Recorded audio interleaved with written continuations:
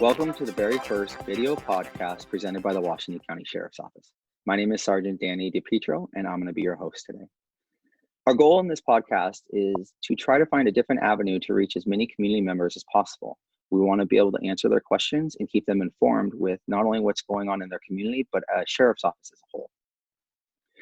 In the future, we plan on doing many more podcasts, but we're always looking for new show ideas. So if you have something you want to know about, or maybe a family member wants to know about, or even a question, feel free to send us a message on Facebook, Twitter, and Instagram, and we'll be able to get back to you. The hot topic right now, obviously, is the COVID-19. It's a pandemic that we are trying to approach and try to handle within our community, but it has made our jobs very different. We have 3 guests today that we're going to be able to ask questions and see how not only their personal lives, but their work lives and different tactics that they're taking to be able to overcome the difficulties of the the COVID-19 pandemic. So our very first guest today is going to be Sergeant Bob Ray. Sergeant Bob Ray has been with us for over 20 years. And when Bob Ray comes on here, we'll go ahead and be able to ask him to introduce himself. Hello, Hi, Sergeant Ray. Hi, Sergeant DiPietro. Do me a favor, tell everyone about yourself, your tenure at the Sheriff's Office, all the information they need to know. I've been to the Sheriff's Office a little over 22 years. I've been in the patrol division the entire time. I've been a patrol sergeant for the last 15 and a half years of that. Basically, my main responsibilities are operations on the west end of the county, our municipal partnerships with the cities that we provide law enforcement services to. I've done Marine Patrol. I've been a public information officer. I've wore a lot of hats during my time at the Sheriff's Office. Wow. Sounds like you've been busy. And if I understand right, it sounds like you're getting promoted to lieutenant in about a month? That's the plan, yes. Okay. Well, congratulations. First question. How is patrol practicing safe distancing? So it's a really different approach for patrol. Essentially what we're doing is, it especially comes into effect when you talk about traffic stops. We've really had to be creative in what we do. And I will have someone hold up their driver's license. I'll zoom in with my iPhone, take a picture of it, and then zoom into the picture and actually be able to get a good clear picture to be able to identify the driver.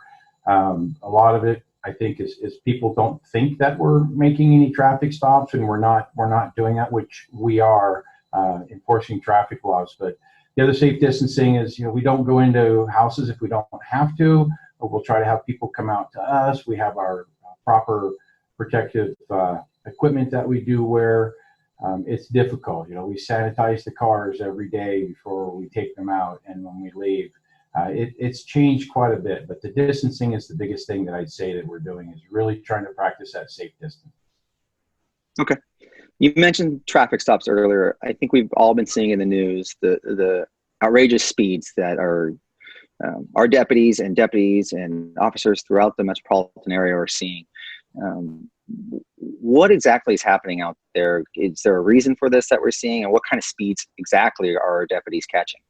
Well, I think it's a multi-pronged issue. I think that people believe, and they've told me directly on traffic stops, that there's not a lot of traffic, so why not go faster? Why not be able to increase my speed? Well, it doesn't make it really that much safer. And the other part of it is that the speeds that we're getting are extremely high. I mean, I would say that they're shocking to the conscience. Quite a few of them, when you're talking, over 110 miles an hour or over 140 miles an hour on these speeds. It doesn't matter the best of conditions; those are dangerous. Anything happens, your reaction time is so slow that it's impossible to drive safely at that. And people have told us, we didn't think you were out enforcing traffic, and we are out enforcing traffic as the public would expect. Okay, so not only are we seeing this, but we're hearing a lot of complaints. If you have a complaint and you see something actively happening, or maybe it's a complaint where there's constant speeding cars, what should an individual do? Number one, if they see an active complaint, and number two, if they have a complaint that is something along the lines of, oh, we're seeing multiple cars speeding down the same road at a certain time.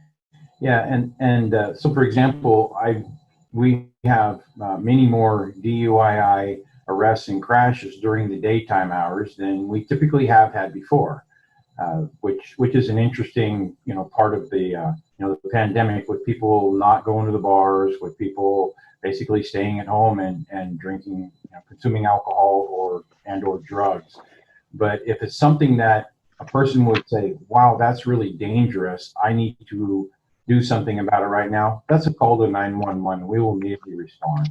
If it's more of a problem where there's speeders on the roadways and they say, hey, between these hours and these hours, there's, traffic's traveling a lot faster, the best way is to get on the Sheriff's Office website, and you can make a traffic complaint that goes directly to our traffic safety team.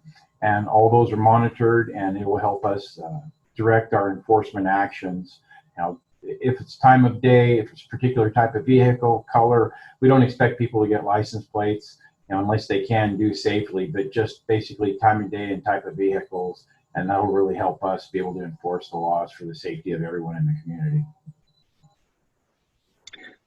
Perfect. So staying on the traffic stop topic, the governor's executive order stated that we're not supposed to be outside, you're supposed to be staying home, unless you're doing something like an essential form of business, whether you're an essential worker or maybe going and getting groceries, which obviously is an essential task that everyone needs to do.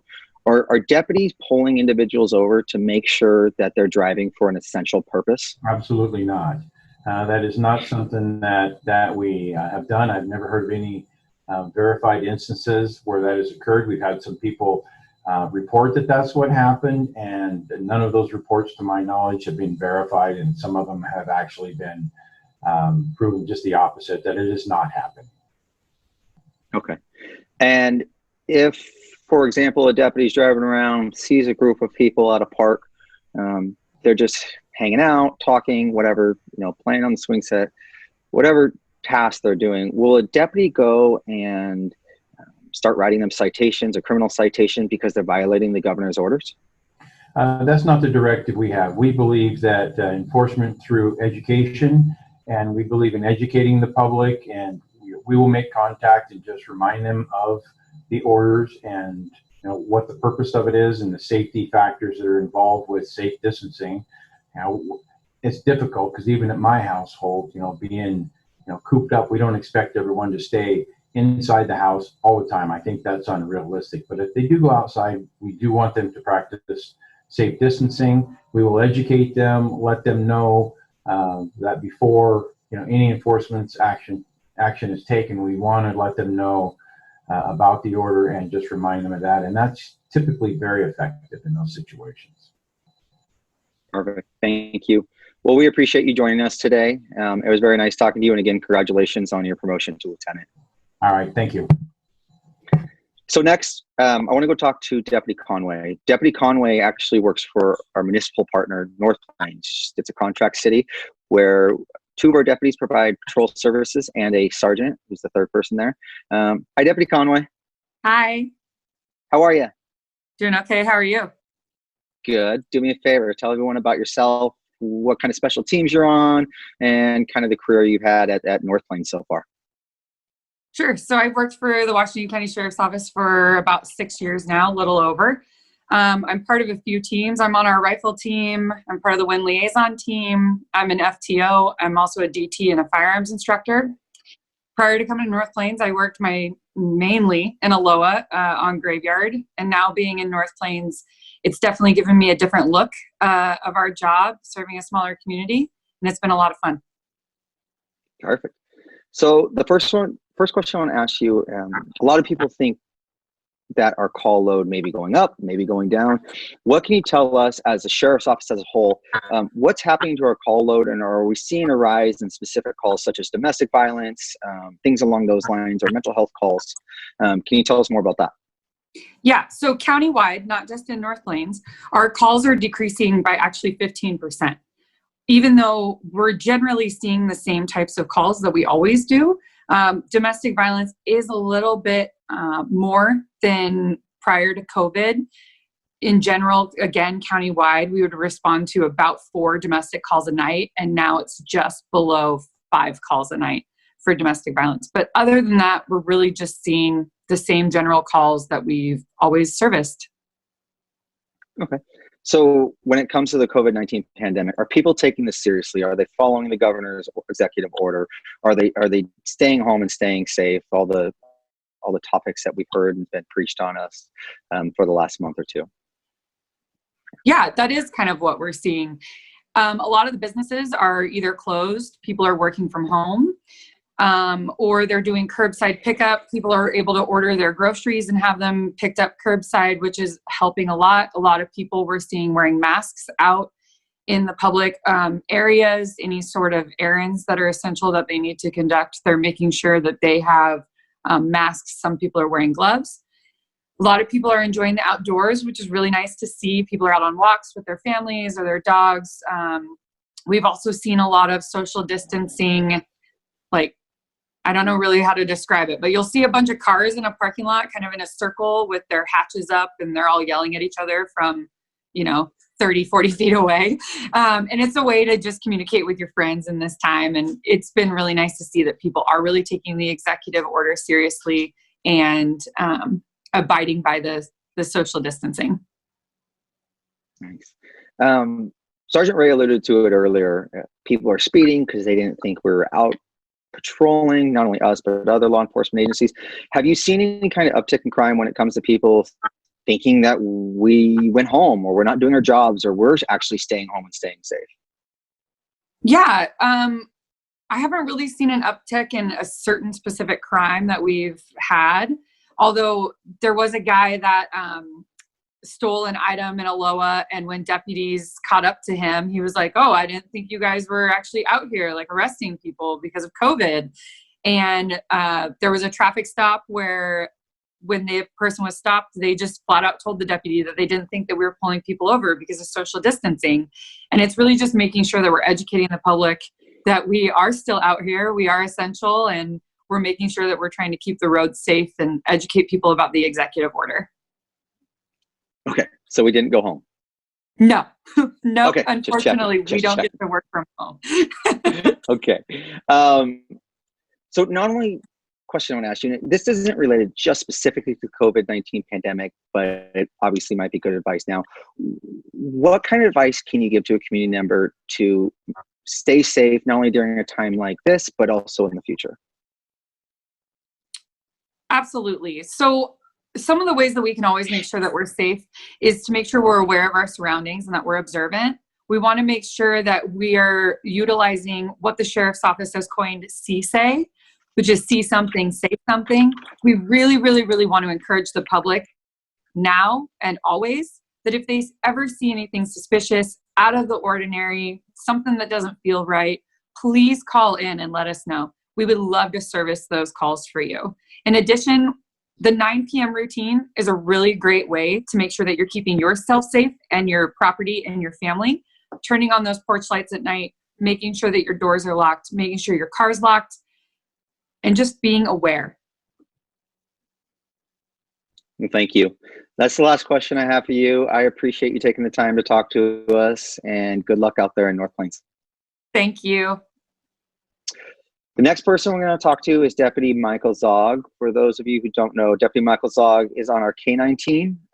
He has been there for several years. Deputy Zaugg, you're not driving, correct?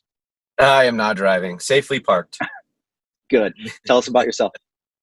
Yeah, my name is Deputy Michael Zaugg. I obviously work for the Sheriff's Office. Worked for the Sheriff's Office for about 10 years now. I am, like stated, a K9 handler on our team. I've been on the K9 team for about 5 years now. Working my second K9 partner here, Bolo. And Bolo and I are also assigned to our tactical negotiations team, or the SWAT team. So, good Where's stuff. Bolo? Bolo is probably sleeping. He's going to want to climb up front. Come on, buddy. Oh, there he is. He is a ball of energy, and he is all puppy.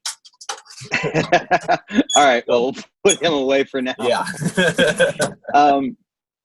So you have a very young family, but you have a very unique job in the sense that you have a K9 that goes home with you, and you take not only the K9 home, you take your car home, which in turn means you take your uniform home.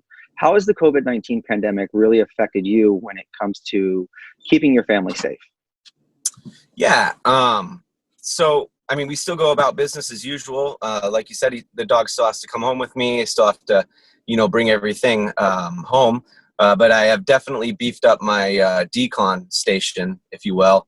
Lysol wipes, the Lysol spray, alcohol spray. It's definitely a process coming home because, being out and about, I don't know who I'm coming into contact with and what I might encounter. And so definitely playing it on the safe side. Okay. And is there any concerns with the COVID-19 and your dog, Bolo? No, not necessarily with Bolo. I mean, bad guy still runs, or bad guy runs. We're still going to track him, and do our bit there. Where we're seeing it, just him and I, because he's, like I said, brand new. We just certified in March, and so something that we as the sheriff's office are doing is kind of stepping back and getting down to the core, just focusing on patrol and stuff like that. So as far as like our training and everything, is definitely we feel that it's not there, and so we're just trying to take the extra steps we can on patrol, just our daily thing to do what we can. But as far as Bolo feels it, he's just he's missing the training, that's for sure. Well, congratulations on certification. How many captures you guys got so far? We're at 2. So yeah, we've had some good tracks. Yeah, and they were back to back, right? Yeah, they were pretty close. It was good. Okay, it's been fun. So transferring back to work, what kind of PPEs are you and other deputies wearing when you're going on calls or whether you're on routine patrol? Yeah, we have surgical masks that were provided, and then we also have the N95s. Some of us wear, safety glasses, and then we're always, gloving up. And people are definitely taking extra, or gloving up more than maybe they would have before. Make sure that they're wiping everything down. I know I've got a whole stack of Lysol wipes, and every time I'm washing and wiping and trying to clean everything, or just not even trying to touch anything. So definitely taking those extra steps. But yeah, we have some of the masks and obviously using gloves more. Okay. And obviously you're a first responder, very appreciative of that, but you also have a personal life. You have the weekends, you have your family. How has this affected you and your family just on your days off or your nights when you're not actually working? It's different. I mean, as the whole community is feeling and seeing and experiencing, it is definitely different. I know as a first responder, we see and do things that maybe the normal citizen doesn't do every day. And so, and it can be very negative.